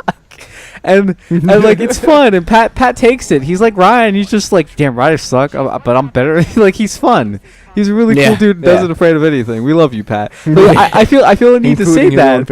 I feel a need to say that because like not everyone gets that kind of humor. Not everyone can take that and just be cool with it. Not everyone has that kind of sense of humor. Yeah, it is. Yeah, it is a niche. Like right now, I think the closest thing we have to that is like David. David doesn't have a sense of humor. I think it's a fetish, and it's kind of creepy sometimes. Like, he's curious. He gets him hard. It's interesting. But yeah, it's good. Every group needs that martyr type, and it's great when they can have fun with it too. And I'm very happy that like David's been that more than anybody. Yeah. Yeah. Ruben's kind of like that, but it's more like a silent, angry funny. So that's why he's funny. But David's is just full on. He's like, come on, guys. He's like, I love that joke where he's just like, man, like no one even makes a fat joke. Someone says the word ball, and he's just like, all right, guys, I'm not that fat. I can't roll around like that yet.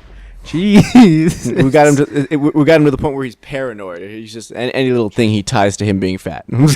And then him and Rhiannon just get into insult fights, and anytime she really just tears him a new one, that look of face where he's just like, oh, I like this. Yes, yeah, it gets freaking hardcore. It's like normally it's like it's entertaining. It's David. I'm saying it's a lot. I need to cut that out for a little while. And I've like out of our group of friends, I've been friends with David longer than anybody. And since he spat milk out his nose. I've gotten my fat joke shots in way early in the game. Like Rhiannon's are so savage. So heartless. I'll do them occasionally now. But I think because I've known him for so long, every time I do them now, I'm just like, I'm so sorry, I love you, buddy. Like it's just because I have that relationship with him now. It's at that point where we're just like, hey man, we're best buddies. Like, I can joke about you being fat, yeah. And then afterwards, I'm like, I'm sorry, buddy, I love you. You're my best buddy. I've known you forever. We got history. I'm like every time. Yeah. But I love that though, because like at the same time, because I've known him so long, we have so many jokes where we can just talk about times where because like he was the first friend that ever just kind of spent the night at my house like every weekend. Like there was legitimately a year of school where I think maybe like I'd say maybe 10 weekends he didn't spend the night at my house. So like 26 or so weekends he spent the night at my house. And or a couple times I spent the night at his house. So like we hung out all the effing time. And so we played, like the main games that we fall back to were like obviously Halo, and then Time Splitters 2 and Midtown Madness 3, Crash Bandicoot, like stuff like that. That was all stuff that we played till, from like midnight to like 8 o'clock in the morning. Like that was when I pulled all-nighters, was back then. And now I don't do that because I'm an adult and I like to sleep. Yeah. Like back in the day, it's like, yeah, sleep's for the weak, and then you're old and you're like, I just want to sleep all the time. I hate laying in bed. I despise laying in bed, and it bugs me. Like I'll have people over, and we'll watch movies together. We'll hang out and chill, and like Ashley and Joanna did a lot. They'd like me to sit on the bed, or like hang out with them, because yeah, I sit in my chair. Yeah. My desk is in front of them, so if I'm looking at the TV, I'm like my back is to them, and I'm like ignoring them. Mm-hmm. So Joanna's doing it right now. She's behind me, and she feels very ignored. And are you still here? Leave. Yeah, no, I'm just kidding. She's half here. Like it's weird. No, she enters this weird state in my room where if I'm like this is what this causes. Me in my chair, because it's in front of the bed and I'm not looking at them anymore. A lot of people enter this weird state where they're in the room, they're half listening to me, but they've also put on their headphones at full blast and they're somehow trying to listen to me while ignoring me. It's weird. She does that sometimes, like whenever we're there. Oh, she does it, period. But like other people have done it because of a similar circumstance. Basically in my chair, but yeah, a lot. Yeah, I don't even remember where I was going now. Oh God, no! What were we talking about? Get wrecked. I hate laying in bed. I hate laying in bed. Oh, laying in bed, yeah. Yeah, and I always run to people who want me to sit in bed with them. They want it to feel more included in me, in like hanging out with me. And me, not having my back to them for an hour and a half. That's why you were down. Yeah, the people over here.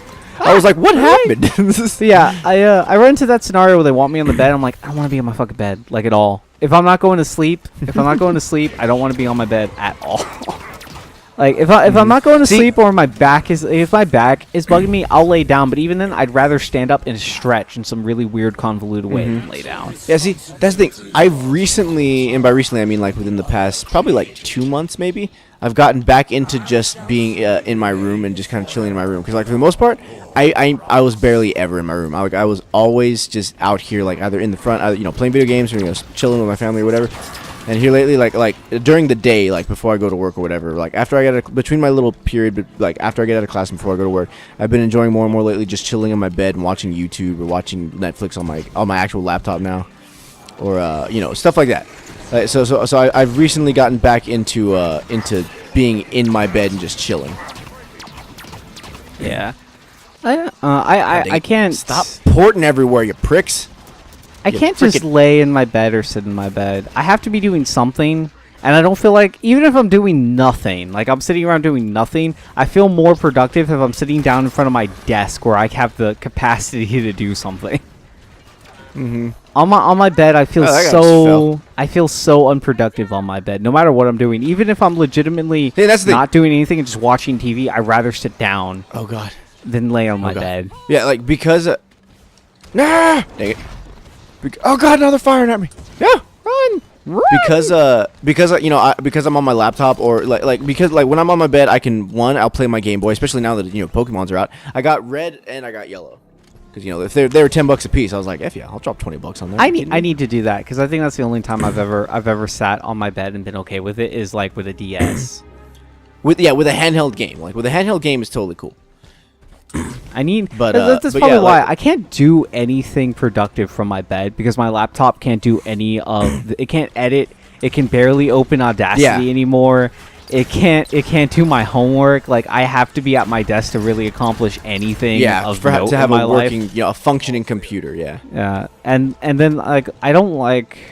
I don't know. I've always felt kind of uncomfortable playing video games on my bed. Like, I think I tried it once when you were here. I was like, I wonder if I could just lay down and play video games. And I tried it, and it threw me off so much that I just couldn't do anything. I was just like, God, I suck down. Like I guess I it's can't just get because now accustomed to where it. we're at, if you got a chair, yeah, we played on the chair. Like I even I used to play video games on my couch.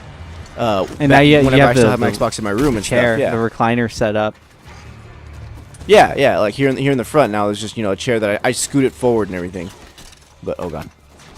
But break open wall. There we go.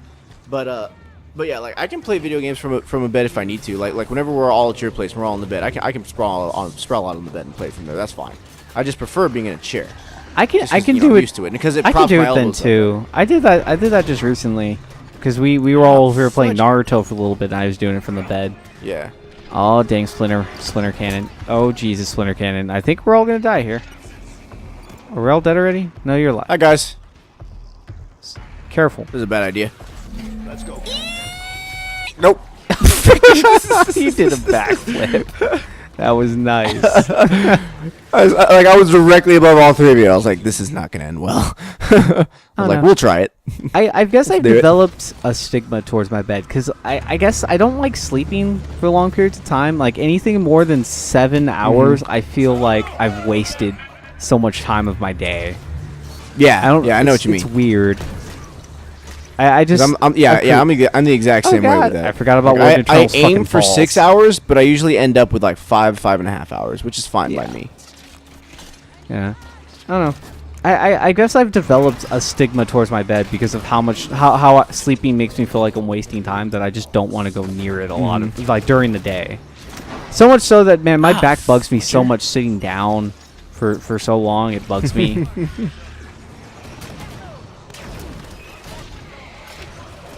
And yeah, I don't know. You know what, with Division Dang on coming up, so the Division beta ruined a lot of the hype for the game for me, because what was a big hype for that game for me was talking about a Tom Clancy game coming out after so long. What was the game we were talking about? Future Soldier. Recon. It was Future Soldier. Yeah. And that game was so perfect in its gameplay and its execution. Maybe not the map design, as a lot of fans of that game will remember. The map design wasn't always perfect, but the gameplay itself, the mechanics were fucking spotless. And I was hoping for that kind of polished gameplay in the Division. Jesus. And gameplay doesn't always get polished Oh, up. what the freak got me? Where are? Oh, hey, here, you're right by me though. I think it was a little grav ball. Yeah, that ball. I forgot how effing annoying that was in this part. I got stuck here I for was quite a down while. here. Did it freaking track me all the way through the tunnel? Jesus. Freaking Axion bolts, man. That's what this is. But one shots instead of like having to get hit by 3 of them. Yeah. God, what was I talking about? got one of the oh knights. God, right back. The other one's wounded, but he's alive. What were we just Time talking for some about? style points. God, I feel like Didn't work I at all. feel like Didn't work at all. I feel like the people that would hang out with us in high school, but one part of the normal group, and they just could not keep up with all the conversation switches, like at all. I kind of feel like that right now because I keep getting shot at, and then I immediately forget what we were talking about. And losing your train of thought. Yeah, I'm with you. Granted, we're technically under fire, so I guess it's relatively acceptable, kind of. Yeah. I got the other night. Warden's coming for my D. I'm trying to clear no, out he these stopped. watchers because I'm really sick of the effing shield pop thing. Yeah. Yeah, clearing out the watchers and the crawlers would be good. Oh, Excuse me, sir. yeah, Division Sure. ruined a lot of the hype for me because I saw the gameplay and I felt it and it was good, but it wasn't Future Soldier good. Because I was after we brought it, like when the Division was coming out and we were just like kind of like, yeah, it's coming out, can't wait for that game to come out. But when we started talking about it, we started talking about Future Soldier, I got too much of it stuck in my head, and by the time the Division beta came out, all I wanted was not the Division. I wanted Future Soldier, and I didn't get You it. just want a Future Soldier move forward. You want a backwards compatibility for Future Soldier. That's another link. Everyone who has ever played a Ghost Recon game has played a Tom Clancy game. If you don't know Future Soldier, you have played Future Soldier. I'm gonna leave a link in the description to the fucking backwards compatibility games are on compatibility votes. They're on yeah. votes right now. Players vote for what games they want, and Xbox puts money backing behind it. They try and get it backwards compatible. Ghost Recon Future Soldier, it's such a perfect shooter. It's such a great game, and it's really low on that list. If you like that game or you've heard of it and you want to play, you want to try it out, go. I'm going to leave a link in the description to it. Go and vote that game up and get it higher up in the standings. Man, get this game backwards compatible. That game is amazing. Assassination! Oh, I missed it. Nailed it. Go back and do it again. All right, yeah, forget next time. Oh wait, we already have a video of you great doing it. game. We're good. Yeah, yeah. But yeah, that's all I wanted by the time that open beta came out, and it was similar but not close enough to like satiate my Ghost Recon needs, you know? Yeah. So a lot of like I'm still excited for the story. I knew it was. I'm I really knew it excited wasn't for going to that be story. exactly it. Yeah, dude, the echoes are really cool. I actually really like. Well, I saw some cutscenes in some of the trailers. It looks like it's going to be really story focused because it is an RPG before it is a shooter. Unlike Destiny, that's a shooter before it's an RPG. Yeah. So I saw some cutscenes. I knew what I was getting into with it. So I'm not good super enough. bummed out that it's not exactly Ghost Recon, and I do like I like all the basic mechanics. I really, really do. It's very fun to play. Yeah, and I'm looking forward it's to good. finding guns that I want, and like it's the Destiny thing where it's like, oh, I'm gonna find guns that I want. I want to find loot, and the customization too. Like there's a lot of different customization options, and I like that. Even though like chances are for me, I'm gonna find one thing that I just effing love and stick with it. Like I really do like the simple parka. Yeah. And the Liam Neeson look. I'm probably just gonna return and try and make that whenever the actual game. This might be one of the few games where I find that too, because in the beta I found plenty of cool clothes. I really just fell in love with having the base hoodie and just a Kevlar vest over it. I really dug that look and I stuck with it, which is rare. That's really rare for me in video games. Yeah, yeah, yeah. For you, yeah. I did find one coat that I might like almost as much or about as much as the simple parka, and that's I think it's the tri-climate coat is what it was. It looks really cool. But yeah, that with pants. That's the other thing. I haven't seen a lot of pants, so we'll see if there's any pants that I like better. I want some like J's. Like Give me those some shoes I sweet had in J's. beta, but I can't remember what they were. The suede boots I thought looked pretty nice. Those That's are nice what it shoes. was. Yeah, Those yeah. are super nice. I got those in the open beta and I really liked them. Yeah, they're nice. But also, dude, yeah, the cleaners. The cleaners, remember how originally when that game was announced, the cleaners were the boogeyman? They were the scary thing that went bump in the night in that game. They're the fucking second mission. Really? Yeah, I played the That open makes beta. sense. That's the second mission. Because Just it's boom. it makes sense though, because it's supposed to be like setting them up and introducing them as characters. Oh my god! In that video, in the video that I did for the open beta, I immediately went and got my M1A back before I started recording. I immediately went and got it back. And in that video, I just talk about how awesome the M1A is, how great of a gun it is, and how I think I say at the end of the video is that this is my recommendation. You want to get through this game? M1A. I started looking around. It's the gun. It's the gun. And I knew it was going to be as soon as you had it, and as soon as I tried it, like, cause I found one first, and then I used it a little bit, but I like being in it, and but yeah, I saw it, and I was like, this is gonna be the gun, because there's no recoil, and it does crazy damage. Yeah. It's gonna get nerfed some way somehow. Actually, I don't know. It's an RPG game. Nerfs aren't super necessary for that game. Not in my opinion. If anything, as long as the base mechanics and the teamwork works, you shouldn't have to nerf anything in that game. But I may be wrong. For all I know, fucking we can get on that game later and just get absolutely murdered on March 8th. I feel like there might be things that they nerf, because look at the Dark Zone. It makes Dark Zone turn into easy mode too. Yeah, it does. The dark zone. The dark zone though. The dark zone is all about numbers to begin with, though. Yeah. Like, I'm not saying that you're not wrong. You're All about absolutely rolling right, with the crew. but it's all about numbers in the dark zone. So I either way, I'll probably if the M1A gets nerfed, I'll probably just go back to the M44 carbine, because it's the first time I've had a bolt action anything in a game and really enjoyed it. Yeah. Like, I liked it. Okay. The whole reason I want to use a sniper in that game is because I'm a terrible sniper in most games, and this is the first game I've played where I'm like, I'm decent with this. I can use this. Yeah. Oh god. Oh, I got an assassination. There we go. Woo. Nice. I have no idea where I am, because I was at the end, and then I got teleported back Down to on the beginning. D-pad. Although I did just make it to the checkpoint, I think. I was at the end, and now I'm back here. Now I'm back for, all right, whatever. fucking teleporting. Remember Fable? Teleportation. Remember Fable? Yeah.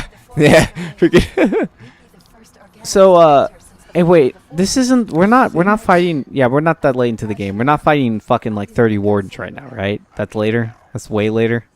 Yeah, that's later. All right. You know what I did for that? I ran the, all the way triple back. warden is the breaking. I ran all the way back and killed them one at a time. I led them back. Here's a skull for you, Alex. Thank you.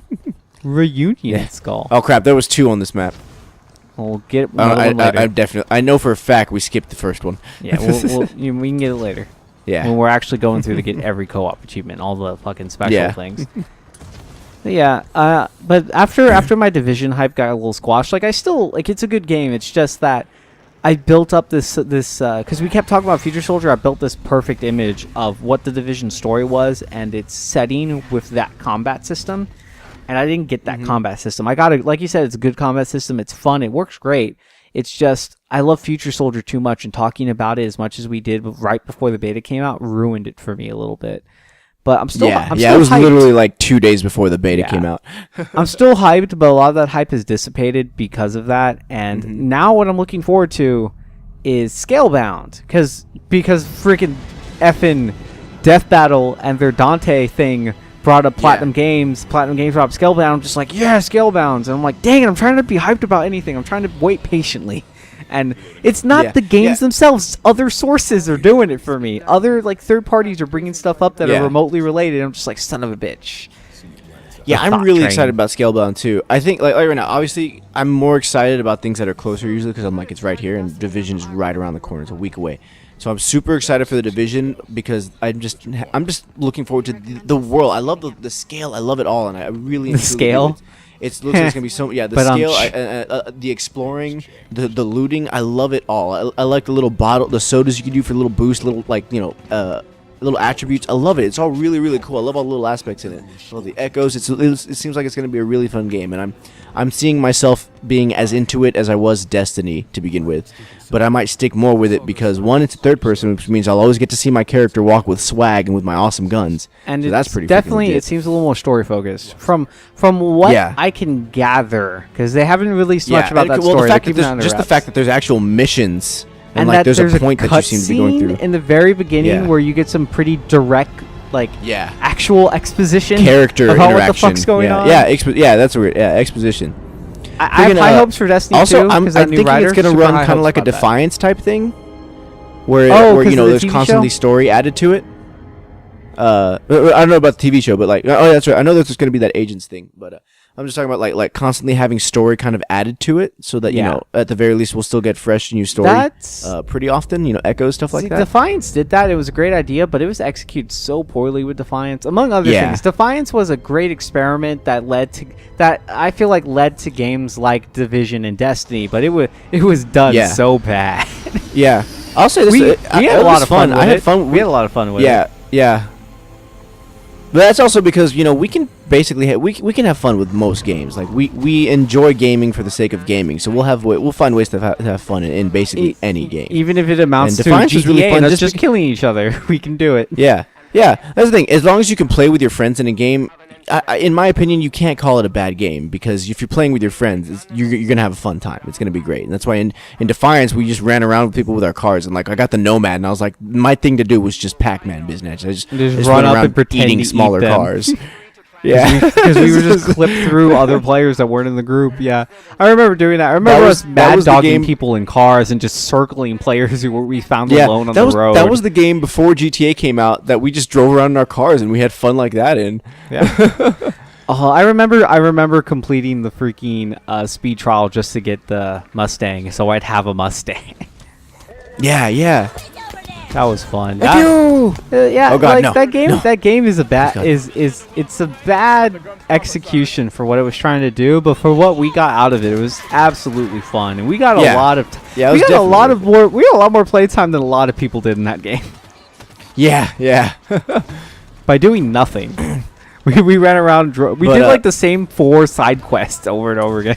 Yeah, dude, I will say this, the ARC events were effing fun. Oh, they were freaking cool. And I think ARC events were more fun than public events in Destiny. Because public they events got so manic. Public and there was events like were 15 people designed around. to be what those art drops were, but they were poorly executed Yeah. because patrol limits you to. It's like I think the max people you can get on a public Probably event is like 6.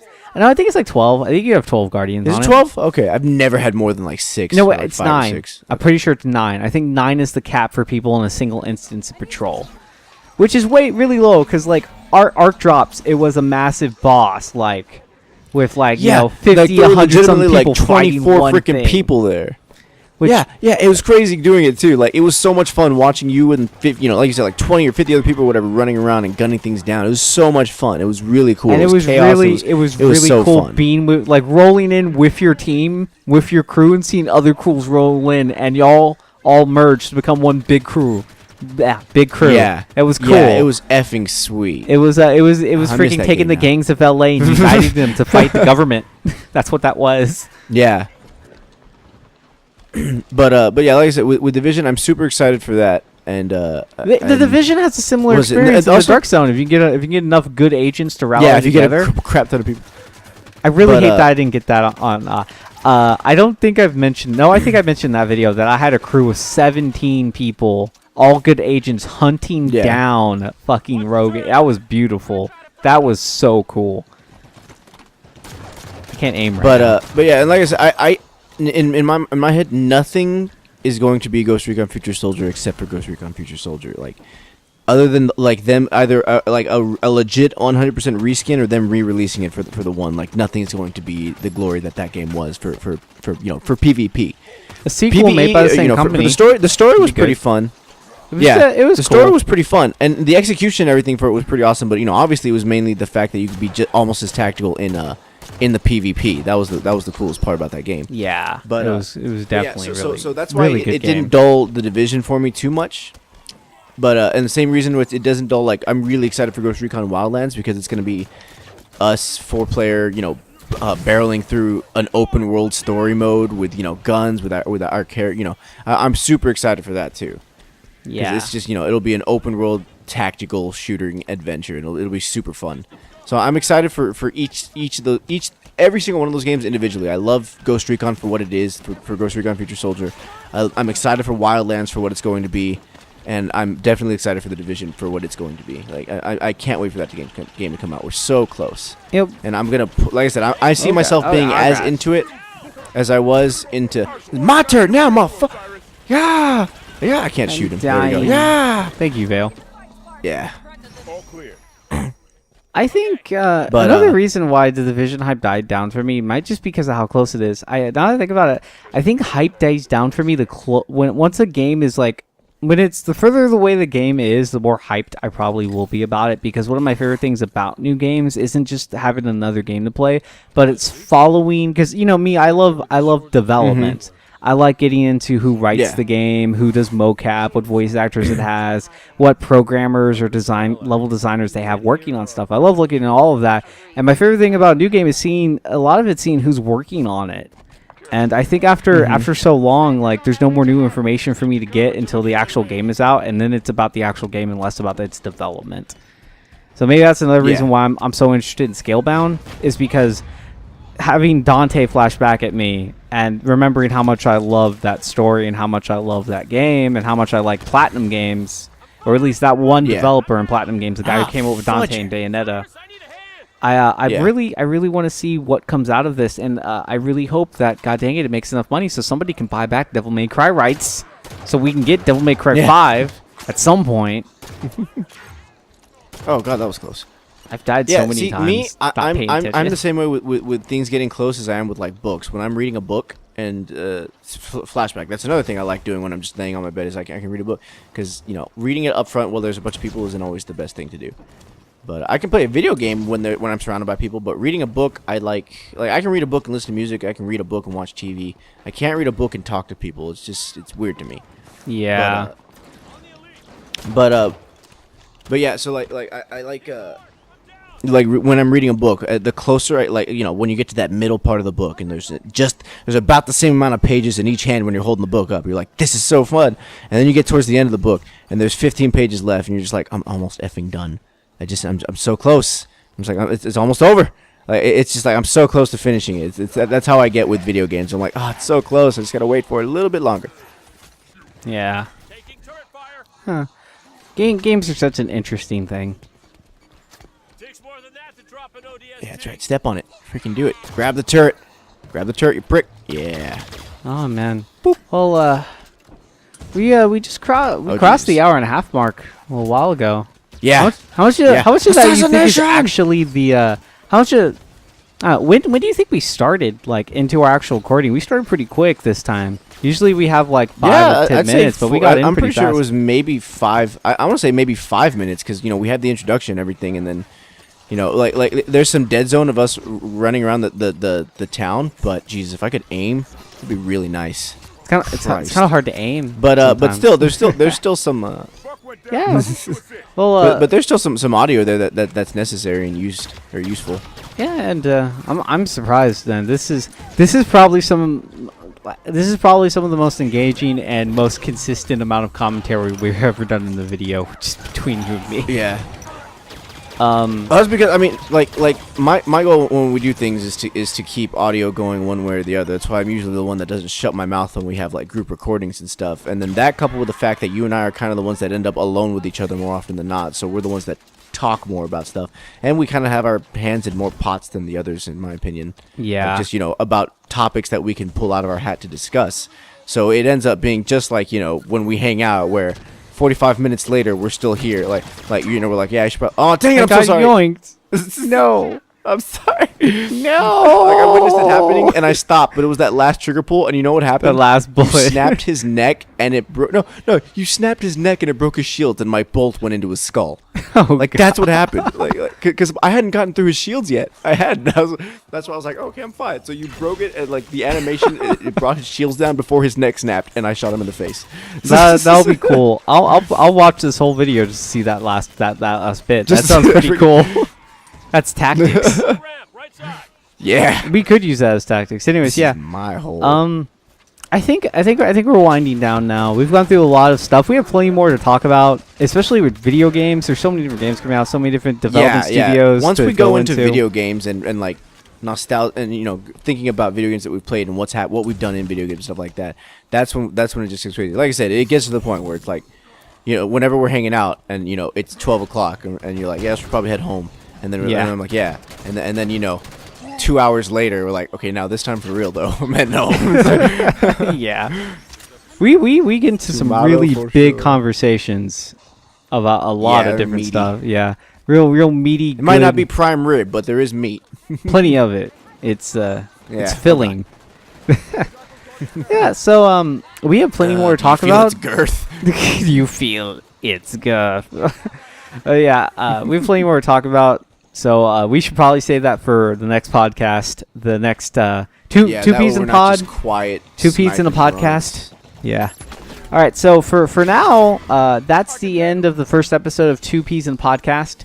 If you come up with a better name that might be more applicable, is applicable a word? I don't know. Madam? Yeah.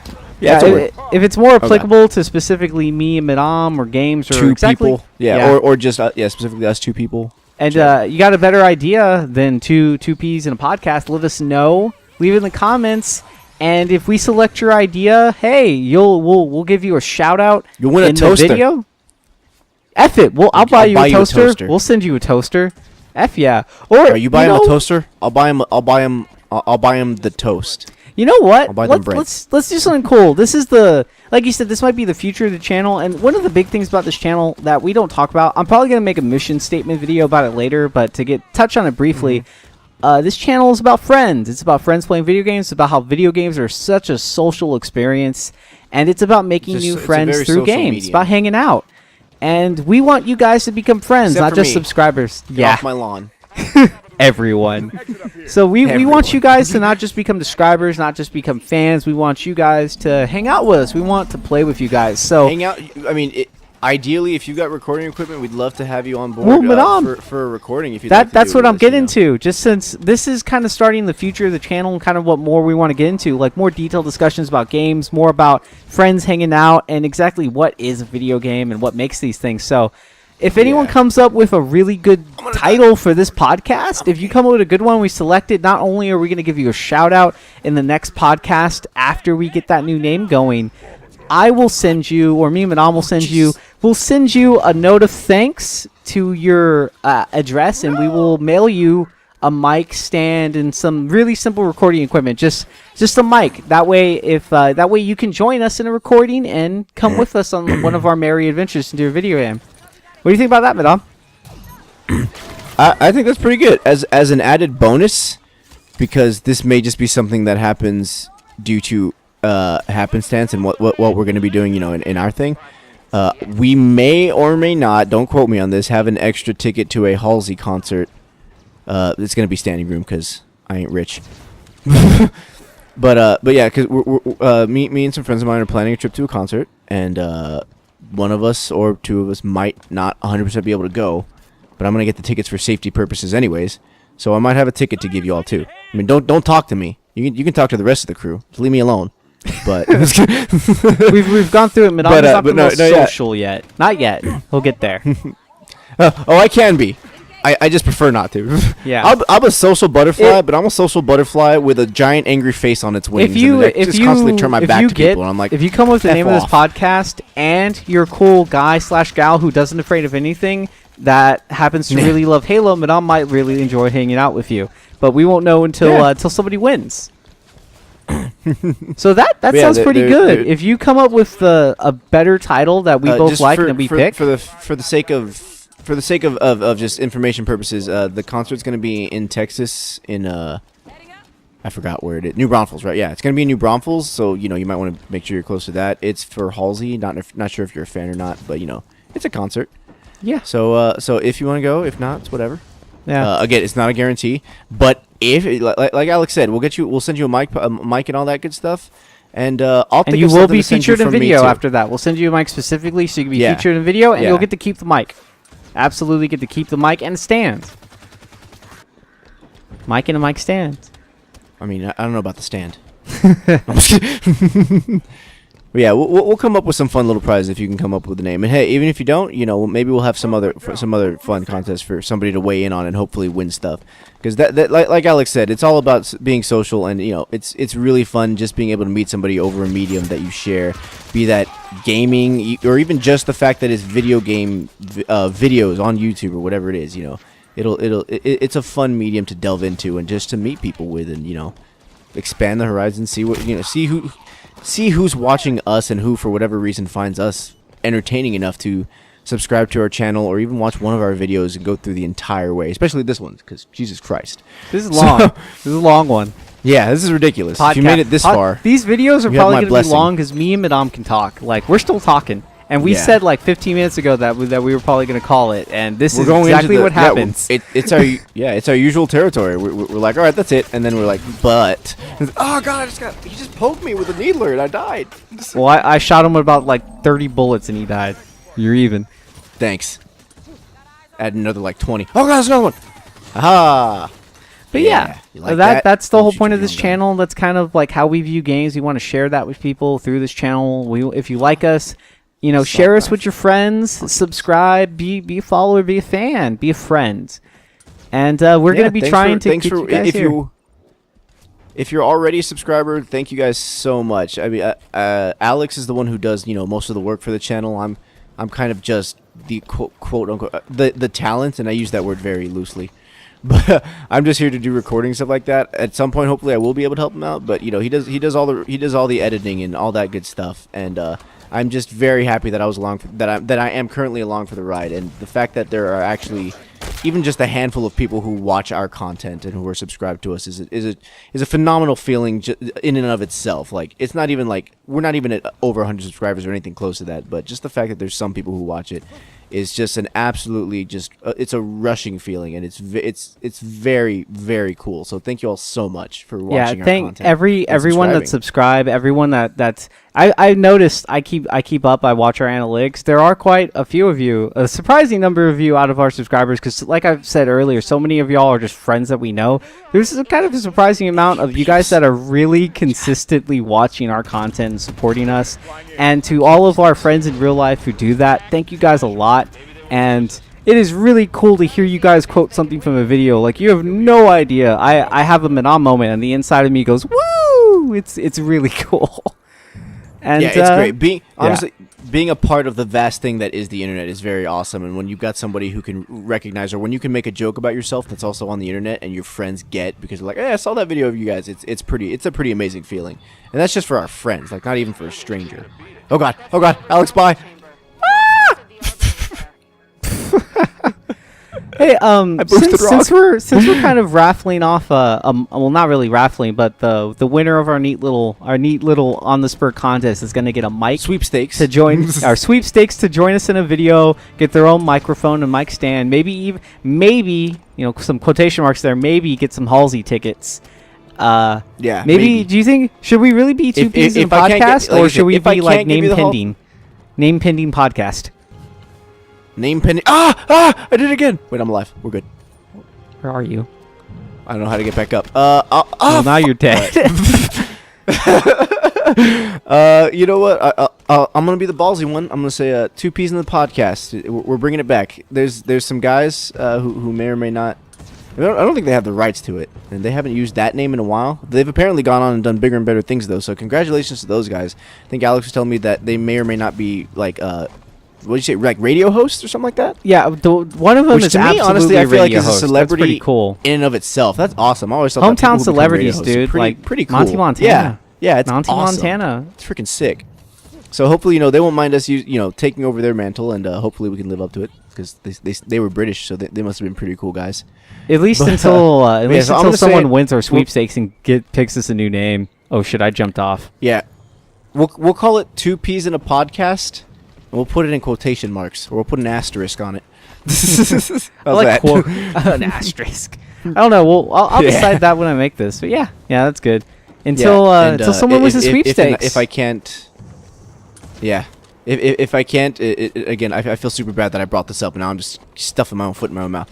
If I can't get you Halsey tickets, I will give you something. Whoever the winner is, I will buy something for you. I don't know what it is. Send me ideas. Make them reasonable. I'm not a rich man, but I do have some money to spend. Well, if they're a gamer, a reasonable idea would be, I don't know, like just Xbox or PlayStation money. Yeah. That or just buying him a game. Like I'll just tell him, tell me a game, and oh Jesus Christ, and I will I will buy the game for you, and we'll mail it out to you or something. That'll be good. Yeah, that works. All right, well that about does it for the first episode of what's currently 2 P's in a podcast. Me and Madame. This is our Mon Night. So until next time, like, subscribe, all that good stuff. And Madame, any words? I'm doing it again.